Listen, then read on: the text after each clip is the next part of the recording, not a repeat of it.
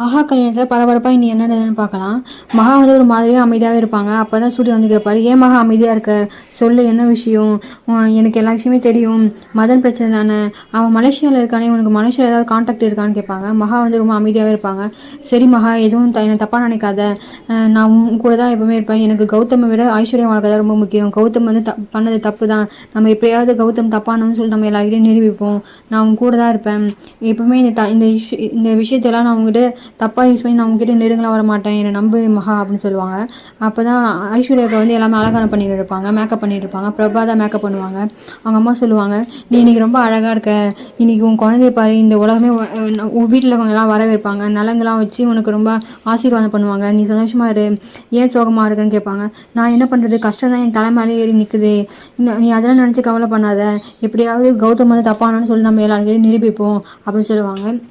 பிரபா நீ ரொம்ப அழகாக இருக்கக்கா, என் கண்ணே பட்டம் போல் இருக்குது, சும்மா சொல்லாதீங்கடி அப்படின்னு சொல்லிட்டு அவங்க போயிடுவாங்க.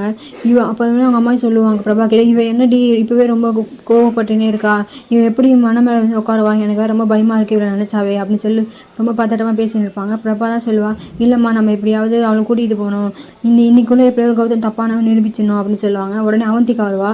அவந்திகா வந்தோடனே பயந்துட்டு இவங்க உள்ளே போயிடுவாங்க. வெளியே போய்ட்ட உடனே அவந்திகா யோசிப்பா, இவங்க ஏதோ திட்டம் போடுறாங்க போல், நம்மளை பார்த்தோன்னே அமைதியாகிடுறாங்க, அது என்னன்னு சீக்கிரமாக கண்டுபிடிக்கணும்.